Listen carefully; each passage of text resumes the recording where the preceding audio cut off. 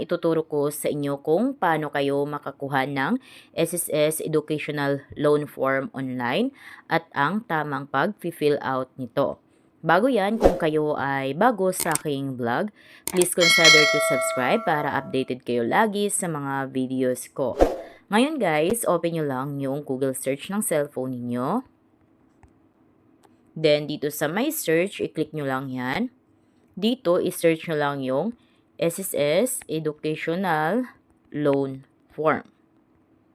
Ayan. So, ito na yung form. Naka-PDF yan. Ngayon, para ma-download nyo itong form, click nyo lang dyan. Ayan, downloading na. Downloaded na. Click open. Ayan. So, ito na yung form. So, dito, meron itong 3 pages. So, ang ipapasa lamang ninyo is itong page 1 at page 2. Dahil itong pangatlong page is a terms and conditions lamang. So, kung kayo ay may mga katanungan dito sa inyong educational loan, basahin nyo lang dito yung terms and conditions. So, andito yung mga kadalasang katanungan ninyo sa educational loan. So, dito, meron kayong dalawang options kung paano kayo magkaroon nitong form. Pwedeng i-download nyo ito online. Then, sa bahay pa lang is magpifill out na kayo nito. Then, pwede ding pumunta kayo sa SSS branch at doon kayo manghihingi ng form at doon kayo mag-fill up nito. So, kung kayo naman is gusto nyo ng mas mabilis, so download nyo na lang ito online at fill upan nyo na para pagdating nyo doon sa mismong SSS branch is hindi na kayo manghingi ng form at ito ay naka-filled out na. So, dahil na i-download nyo na ito sa inyong cellphone, pwede nyo na itong ipa-print. So, punta lang kayo sa computer shop, ipa-print nyo ito, then pag napa-print nyo na, mag-fill out na tayo. So, dito, kailangan lamang na ipaprint nyo ito sa long bond paper. Then, kailangan ang pangsulat nyo dito is black ballpen lamang. Dahil nakalagay dito, black ink only. At kailangan din na naka-capital letters yung pagsusulat nyo dito. Ngayon, mag-fill out na tayo. Dito sa part 1, to be filled out by member borrower. So, dito, type of Educational Assistance Loan Program. So, dito, kung kayo ay initial, so dito sa may box ng initial, lagyan nyo ng check. Kung kayo naman ay subsequent, lagyan nyo ng check yung box ng subsequent. So, ngayon, paano nyo malaman kung kayo ba ay belong sa initial or subsequent? So, para malaman ninyo kung ano yung applicable sa inyo, so, scroll nyo sa pinakababa. Sa pangatlong page, dito sa Terms and Conditions, makikita nyo dito sa Eligible Borrowers. So, dito makikita ninyo na kung kayo ay initial applicants under the quiz system, loan release shall be subject to funds availability. So, kung kayo ay nakapila pa lamang, dahil ang SSS Educational Loan Program is hindi pwedeng makapag-avail lahat. Dahil ito ay limit lamang at 50% nito is galing kay SSS at ang 50% nito is from the government. So, sponsor ng government. So, kung kayo ay initial applicants, so nakapila lang kayo, nakaabang kayo kung kailan may availability kan. So, kung kayo ay bago pa lamang, so kailangan initial kayo. So, makikita nyo dito ang mga eligibility sa pagiging initial applicant. So, basahin nyo na lang yan guys. Ayan, andyan na lahat. So, may mga tutorial naman ako regarding dito sa lahat ng terms and conditions, requirements ni SSS. So, i-search nyo lang how to apply SSS Educational Loan Program Jobs Blog. Lalabas na dyan yung tutorial ko. So, dito naman sa existing, ito yung subsequent applications na makikita nyo kanina sa form. So, kung kayo ay existing na, so belong kayo sa subsequent. So, yan yung pinagkaiba guys. Kung kayo ay initial, so bago pa lang kayo. So, kung kayo naman is existing na, belong kayo sa subsequent applications. So, dito, back tayo sa first page ng form. So, kung halimbawa kayo ay initial, so lagyan nyo ng check yung box ng initial. Kung kayo naman is subsequent, lagyan nyo ng check yung box ng subsequent. Then dito, to be filled out if application is initial or replacement of sponsor. So, kung halimbawa yung repayment term in years is 1, lagyan nyo lang ng check yung box ng 1.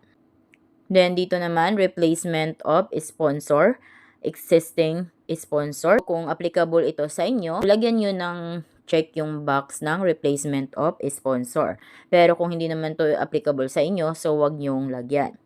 Next is civil status. So, lagyan nyo ng check yung box ng single kung kayo ay single. Dito, lagay nyo din yung SSS number ninyo, common reference if meron, number if kabisado ninyo, if hindi nyo alam, so wag nyong lagyan. Then, yung date of birth ninyo, birthday ninyo, then your taxpayer ID number. Pero kung wala, so pwede namang hindi lagyan. Next is your name. So, dito, lagay nyo yung apelyido ninyo, pangalan, middle name, at suffix. So, dito sa suffix, kung kayo ay may suffix, lagyan niyo yan. Tulad ng junior, senior, third, second. So, kung meron kayong suffix, lagyan niyo. Next is your home address. Dito sa home address, lagay nyo lang yung room number or floor or unit number and building name. Then, kung wala naman kayo niyan, so pwedeng hindi nyo lagyan. Ganon din, kung may lot and block number, lagyan niyo. Pero kung wala is wag nyong lagyan. Yung iba, street name lang. So, yun yung ilagay niyo, street name. Then, yung iba, wala namang subdivision. So, wag nyong lagyan. Barangay or district or locality. So, lagyan nyo dahil required yan. Then, city or municipality. So, lagay nyo. Then, your province. Then, the zip code. So, dito sa zip code, kung hindi nyo alam yung zip code niyo, so, search nyo lang sa Google search. Halimbawa, kayo ay taga Makati City. So, search nyo Makati zip code. Lalabas na dyan sa Google search yung zip code ng Makati. Next is your mailing address. So, ganun din. Pag halimbawa, yung mailing address ninyo is parehas sa home address. So, ganun lang din yung ilalagay nyong address dito. Pero pag magkaiba naman, so ganun din, ilagay nyo lang yung mailing address ninyo. Next is your telephone number. So, dito sa telephone number, yung iba walang telephone. So, pwede nyong hindi lagyan. Next is your mobile or cellphone number. So, ito is required. Kailangan may nakalagay na cellphone number nyo dyan. Next is your email address. So, lagay nyo yung email address ninyo.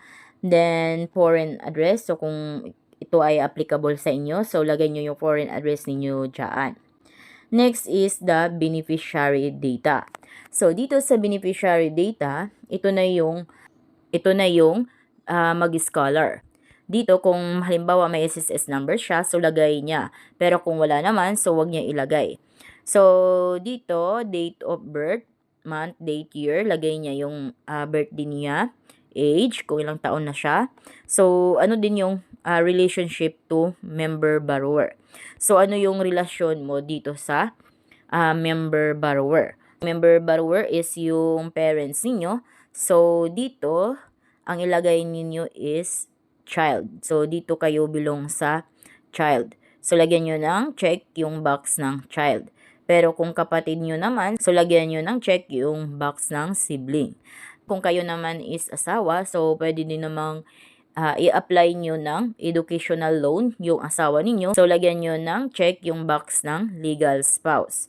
Ayan, so itong tatlong to, ito lang yung tatlong to ang pwede. So, as you can see, itong relationship to member borrower, ang nakalagay lamang dito is legal spouse, child, at saka sibling. So, yung tatlong yan lang yung pwede. Next naman is member borrower certifications, agreement, and promissory note. So, dito, kung ano yung pangalan ng member borrower data. So, yung pangalan niyo, kung sino yung SSS member na nag-apply ng loan, is yun yung pangalan na kumpleto ilagay ninyo dito. Then, your signature, at kung ano yung date. Next naman is beneficiary certification, agreement, and promissory note. So, dito naman, kung ano yung nakalagay dito na data sa beneficiary data, So, yun yung ilagay nyo ditong pangalan, kompletong pangalan, signature niya, at yung date. Next is applicant's authorization. Next is part 2. So, ito is to be filled out by SSS. So, hindi nyo na ito i-fill out. Si SSS na yung mag-fill out dyan.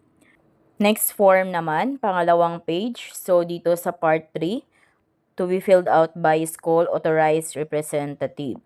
So, dito guys, yung school ang mismong mag-fill up dito. So, dito, mailagay lang nila yung kompletong pangalan ng school ninyo, kung anong address, telephone number ng school ninyo, at saka yung authorized representative ng school, ano yung mobile or cellphone number, at saka email address ng school. Then, dito sa school certification, so dito na, sila na bahala dyan. And then, kompletong pangalan nung authorized representative ng school, yung signature niya, at saka ano yung position niya sa school, at saka yung date. So, dito sa pangalawang page, hindi na kayo ang mag-fill up nito. So, yung mismong school na yung dapat mag-fill out dito. Ayan, so ganun lang yung pag-fill out dito sa form na ito. So, for the instructions, makikita nyo dito sa baba, kailangan dala nyo na yung requirements. Ayan, so ganun lang guys kung paano kayo makapag-fill out nitong Educational Assistance Loan form ni SSS. So kung kayo ay bago sa aking vlog, please consider to subscribe para updated kayo lagi sa mga videos ko. Thank you for watching!